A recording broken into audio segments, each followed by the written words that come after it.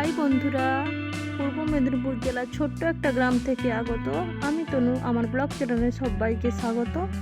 বন্ধুরা, তো তোমরা সবাই কেমন আছো? আশা করি সবাই ভালো আছো। যে যেখানেই আছো, আমি তোমাদের ভালোবাসায় বেশ ভালোই আছি।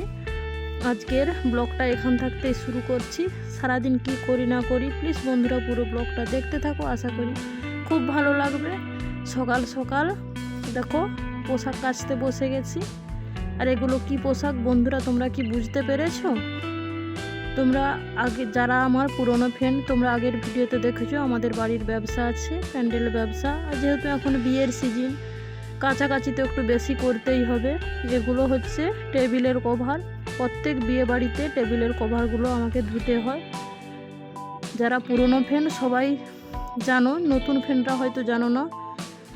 তোমরা কেউ যদি আমার চ্যানেলে নতুন হয়ে থাকো, প্লিজ চ্যানেলটাকে সাবস্ক্রাইব করে পাশে থাকা বেল আইকন প্রেস করে রেখো, যাতে যখনই আমি নতুন কোনো ভিডিও পোস্ট করব সবার আগে তোমাদের কাছে পৌঁছে যাবে। আর কোথাও যদি কোনো অংশে একটু ভালো লেগে থাকে, একটা লাইক কমেন্ট শেয়ার করে দিও। আর তো তোমরা নতুন বন্ধুরা, আমার পুরনো বন্ধুরা, সবাইকে জানাই অনেক অনেক অনেক ভালোবাসা। তোমাদের ভালোবাসা ও সাপোর্ট পেয়ে আমি এতটা এগোতে পেরেছি। আশা করি আগামী দিনগুলোতেও তোমরা এভাবে আমার পাশে থাকবে। তোমাদের ভালোবাসা সাপোর্ট ছাড়া আমার একটু এগোনো সম্ভব না। তাই সবাইকে বলছি, পুরো ভিডিওটা কেউ স্কিপ করে দেখো না, পুরো ভিডিওটা দেখো। আশা রাখছি খুব ভালো লাগবে। সারাদিন কি করি না করি সেটাই তোমাদের সাথে শেয়ার করছি। যেহেতু আমার ব্লগ চ্যানেল, পোশাকগুলো তোমাদের সাথে কথা বলতে বলতে খানিকটা ধোয়া হয়ে গেছে। ছাদে মেলতে যাব। আর অনেকগুলোই একসাথে তো মিলতে যেতে পারবো না। একবার ধুচ্ছি, একবার মিলে আমি দিয়ে আসছি। দেখো কথা বলতে বলতে খানিকটা ধোয়া হয়ে গেছে, সেগুলোই ছাদে মিলতে এসেছি। বেশি বক বক করবো না বন্ধুরা, দেখতে থাকো ভিডিওটা।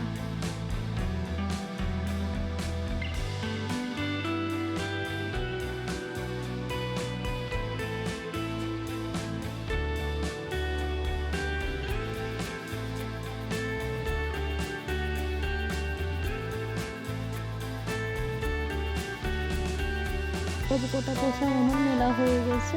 এবার খাওয়া দাওয়া করে রান্নার দিকে যাব। আজকে তোমাদেরকে একটা স্পেশাল মেনু শেয়ার করব। আর কি কি রান্না করি সেটাও দেখাবো। স্পেশাল মেনু হচ্ছে সজনে। এখন তো সজনে ফুল চতুর্দিকে ছড়াছড়ি। সজনে ফুল পেঁয়াজ কলি দিয়ে একটা রেসিপি দেখাবো। প্লিজ বন্ধুরা দেখো কীভাবে রেসিপিটা বানাই। আর আলাদা করে তো রেসিপি আমি শেয়ার করতে পারবো না, যেহেতু আমার ব্লগ চ্যানেল। তাই ব্লগের মাধ্যমেই রেসিপিটা আজ এই বছরে নতুন বানাচ্ছি, তাই তোমাদের সাথে ভাবলাম শেয়ার করে দিই। প্রথমে তেলটা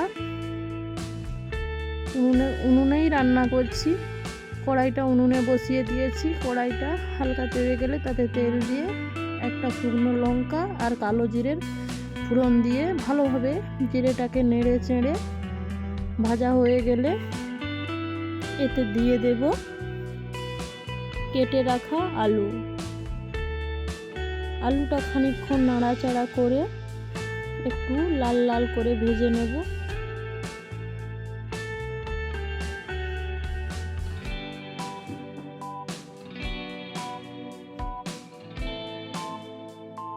আলুটা খানিকটা ভাজা হয়ে গেছে, তাতে দিয়ে দিলাম কেটে রাখা সামান্য বেগুন আর পেঁয়াজ কলি, আলু, বেগুন, মটরশুঁটি, সজনে ফুল সব কিছু দিয়ে একটা রেসিপি বানাবো।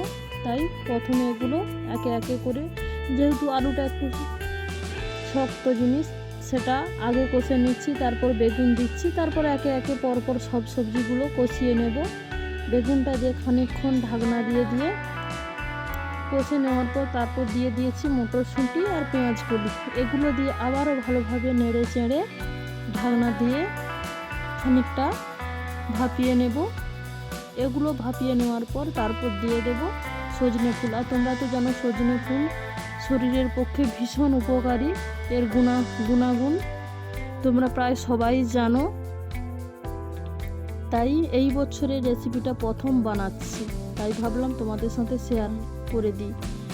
তারপর দিয়ে দিচ্ছি প্রয়োজন মতো লবণ, সামান্য হলুদ গুঁড়ি দিয়ে ভালোভাবে ঢাকনা দিয়ে দিয়ে কষিয়ে নেব। আর তোমরা তোমাদের পরিমাণ মতো ব্যবহার করবে।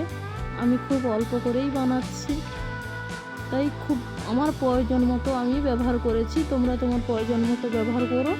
এভাবে ভালোভাবে নেড়ে চেড়ে কষিয়ে নেওয়ার পর এগুলোকে এবার একটা পাত্রে করে নামিয়ে নেব। নামিয়ে নিয়েছি। ওটা ব্যাক ক্যামেরায় দেখিয়েছি, আমি নিজেই ক্যামেরা করছি, নিজেই রান্না করছি, সবটা তো দেখানো সম্ভব নয়। তারপর কড়াটা পরিষ্কার করে আবার বসিয়ে দিয়েছি, তাতে দিয়েছি সামান্য তেল। আর আমি সাদা তেলেই রান্না করি, আমাদের বাড়িতে সাদা তেলেই রান্না হয়, সরষের তেল খুব একটা আমরা খাই না। তারপর দিয়ে দিচ্ছি সামান্য ফোড়ন। ফোড়নটা লাল লালভাবে ভাজা হয়ে গেলে তারপর দিয়ে দিচ্ছি কেটে রাখা পেঁয়াজ কুচি। পেঁয়াজ কুচিটাকে এবার হালকা করে কালার চেঞ্জ হতে ভেজে নেব।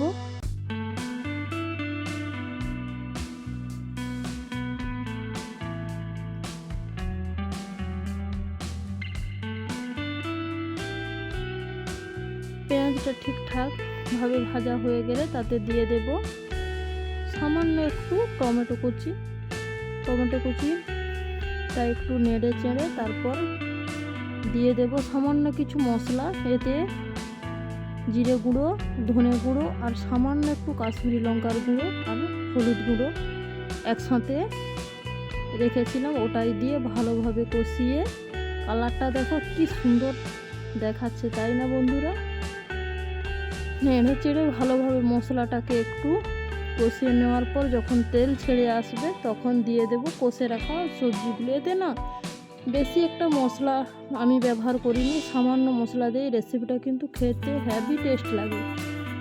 আমার মশলাটা কষানো হয়ে গেছে, তেল ছেড়ে আসছে, এই অবস্থায় দিয়ে দেব যে সবজিগুলো কষে রেখেছিলাম ওগুলো দিয়ে ভালোভাবে নেড়েছিল। আর এতে না জল ব্যবহার করিনি, যেহেতু ঢাকনা দিয়ে দিয়ে কষছি, জল ব্যবহার করিনি। ঢাকনা দিয়ে দিয়ে যেহেতু আমি এগুলো ভাজি করব, ঢাকনা দিয়ে দিয়ে রান্নাটা প্রায় আমার হয়েই এসছে। এবার পরিমাণ মতো চিনি দিয়ে ভালোভাবে নেড়ে চেড়ে এবার একটা পাত্রে নামিয়ে নেব। খাওয়ার জন্য আমার পেঁয়াজ কলির রেসিপিটা পুরোটা রেডি। প্লিজ বন্ধুরা তোমরা এই বছর একবার বানিয়ে খেও, খুব টেস্টি হয়েছিল খেতে। যেহেতু আমি পরে ভয়েসটা অ্যাড করেছি। তারপর খাওয়া দাওয়া সেরে বিকেলবেলা দেখো বসে গেছি, ছেলে মেয়েরা আবদার গুড়ের পাটালি খাবে, তাই দেখো 250 গ্রাম মতো গুড় নিয়েছি, 200 গ্রাম মতো বাদাম নিয়েছি আর সামান্য আদা কুচি আর কয়েকটা এলাচ থেতো করে নিয়েছি। এবার এগুলো পাটালি বানাবো। কিভাবে বানাই দেখো। কড়াইটা গ্যাসে বসিয়ে দিয়েছি, কড়াইটা গরম হয়ে গেলে বাদামগুলো আগে ভালোভাবে নেড়ে চেড়ে ভেজে নেব। শুকনো কড়াতেই বাদামগুলো ভালোভাবে ভেজে নেব। বাদামগুলো আমার ভাজা হয়ে গেছে, নামিয়ে নিয়েছি। এরপর ওই কড়াইয়ে সামান্য জল দিয়ে তাতে সামান্য একটু আদা থেতো করে দিয়েছি আর কয়েকটা এলাচ দিয়েছি। দিয়ে এবার ওতে এবার দিয়ে দেব গুড়টা ভালোভাবে এবার ফুটিয়ে নেব। আর ওইদিকে দেখো বাদামগুলো যে ভেজে রেখেছিলাম তার খোসাগুলো ভালোভাবে পরিষ্কার করে নেব। আর ওইদিকে ফুটছে, আমার খোসাগুলো পরিষ্কার করে নিয়েছি। তারপর দেখো একটা থালাতে করে সামান্য সরষের তেল মাখিয়ে নিচ্ছি। আর ওইদিকে গুড়টা কিন্তু ভালোভাবে পাক হচ্ছে, দেখো ফুটে উঠেছে গুড়টা। এবার হাত দিয়ে দেখে নেব চিট এসেছে কিনা, আর একটুখানি বাকি চিট এসে গেছে, দেখে নিলাম। তারপর পরিষ্কার করে রাখা বাদামগুলো দিয়ে ভালোভাবে নেড়ে চেড়ে একটু টাইট করে নেব। যেহেতু পাটালি একটু ভালোভাবে চিট না হলে না পাটালিটা ঠিক ভালো দেখাবে না। ফুটছে, তোমরা দেখতেই পাচ্ছ, আর কালারটাও চেঞ্জ হয়ে গেছে। এবার নামিয়ে নেব। আর যেতে থালাতে যে সরষের তেল মাখিয়ে রেখেছিলাম তাতে ভালোভাবে দিয়ে ওর উপর রুটি বেলা যে বেলনি সেটা দিয়ে একটু ভালোভাবে চাপ দিয়ে দিয়ে আধ ঘন্টার মতো রেস্টে রেখে দেবো। এটা যেহেতু গুড়টা পাক হয়েছে ঠান্ডা হতে অনেকটাই সময় লাগবে।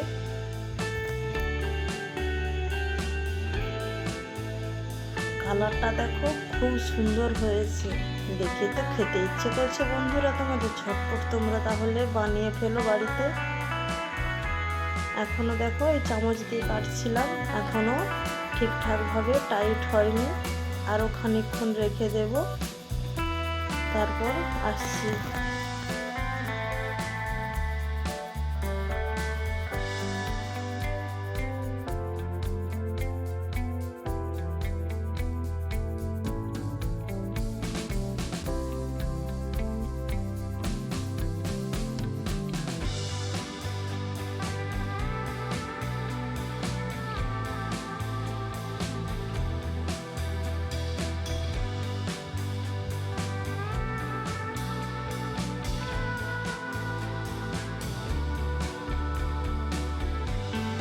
আধ ঘন্টা 45 মিনিট পর ফিরে এলাম। দেখো কি সুন্দর বসে গেছে। এবার ভেঙে তোমাদেরকে দেখাবো কেমন হয়েছে।